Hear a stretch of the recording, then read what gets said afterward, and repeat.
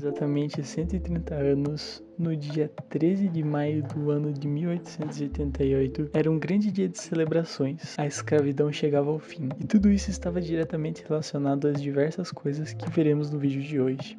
Na verdade, para ser mais preciso, em 5 imagens. Então, vamos nela.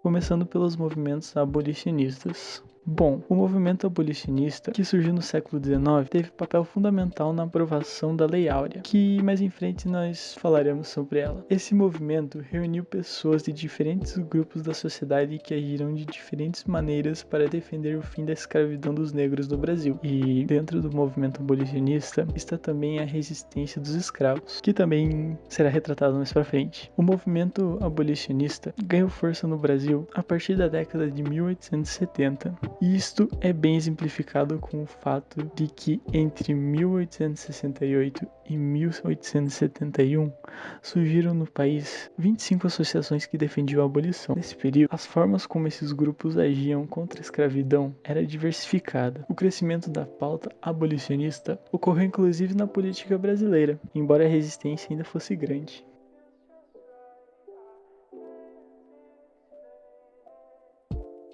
São diversas as imagens que representam o movimento abolicionista, mas uma que se destaca bastante é essa que vocês estão vendo agora, em que mostra esse desejo e tudo que estava diante do que eles iriam vivenciar nos próximos anos. Então essa imagem ela representa o início de uma nova era para todos os escravos.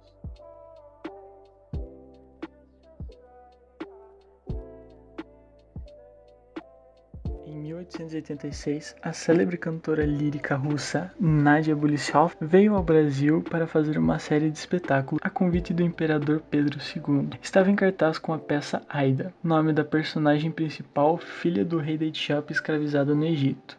A temporada teve grande sucesso, especialmente a última apresentação. Em certa altura da história, Aida foge do cativeiro ainda com as algemas e nesse momento o abolicionista José do Patrocínio interrompeu a cena e subiu ao palco com 6 mulheres escravizadas. Então, a russa rompeu as algemas do figurino e por um momento trocou a ficção pela realidade. Entregou cartas de liberdade verdadeiras para 6 escravas, que se tornaram livres naquele momento.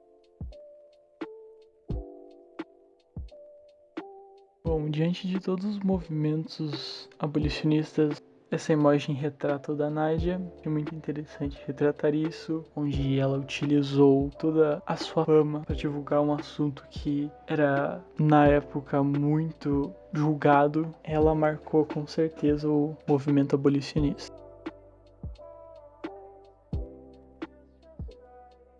Bom, um advogado autodidata sem diploma e que fez de sua profissão uma luta contra a escravidão. Um dos seus argumentos mais vitoriosos para obter a libertação era provar que os africanos haviam sido trazidos para o Brasil quando o tráfico negreiro já era ilegal. A primeira proibição do tráfico data de 1831, originada de uma queda de braço do Brasil com a Inglaterra, que tentava forçar o fim do comércio de escravos. Mas a lei foi pouco efetiva. Nos 2 primeiros anos, o comércio de africanos caiu, depois voltou a subir e continuou como se nada tivesse acontecido. Foi somente em 1850 que veio a proibição definitiva do tráfico. Luiz Gama e outros advogados abolicionistas argumentavam que 739 mil africanos que entraram no Brasil depois de 1831 tinham sido sequestrados, já que o tráfico estava proibido. Por isso, deveriam ser libertados imediatamente.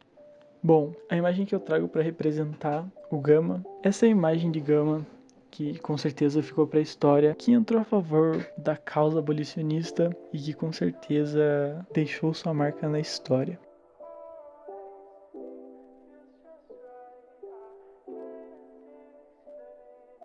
Eu vim aqui agora as revoltas que ocorriam tanto pela parte dos escravos quanto pela parte dos fazendeiros. E então vamos lá. A atuação do movimento abolicionista incentivar os escravos a se rebelarem contra os seus senhores. E inúmeros relatos nos mostram que ações dos escravos passou de fugas individuais para fugas coletivas e constantes como formas de pressionar seus donos. Havia também revoltas de escravos contra seus senhores, que resultavam na morte de seu dono e de sua família. Um deles aconteceu em uma colônia de imigrantes europeus, no Espírito Santo. Ali, na década de 1880, um grupo de escravos descobriu que seu proprietário havia morrido e outro indivíduo comprara a fazenda. Eles então armaram tocaia e mataram o novo senhor com golpes na cabeça. Justificaram o crime dizendo que temiam seus maus tratos. Por outro lado, os fazendeiros também se organizavam para ameaçar os abolicionistas. O caso mais notável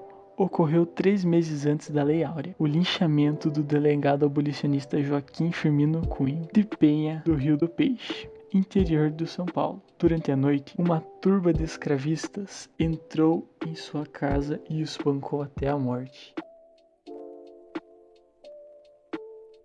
A imagem utilizada para representar as revoltas é esta em que os escravos estão revoltando contra o fazendeiro e assim o assassinando, não só ele como a sua família. Bom, a Lei Áurea foi votada e aprovada em poucos dias. Em 13 de maio de 1888, a escravidão era extinta do país. Com um texto curto, simples e direto. A lei libertava cerca de 700 mil escravos num país com então 15 milhões de habitantes. O número de escravizados na data não era tão expressivo, tendo em vista uma grande quantidade de libertos já existentes no país.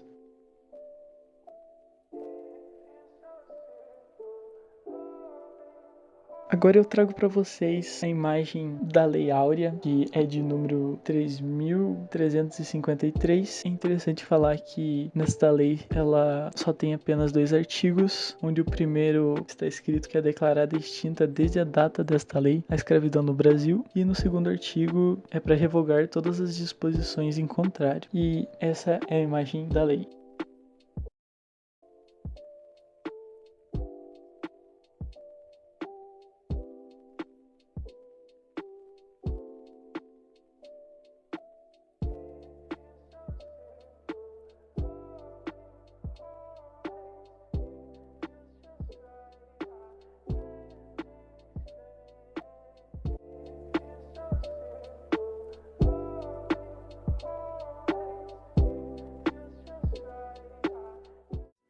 On a whole nother level. Girl, he only fucked you over cause you let him. Girl, I guess he didn't know any better. Girl, that man didn't show me ever. Do all I can just to show you you're special. Certain it's your love that holds me together. And you say he been killing the vibe.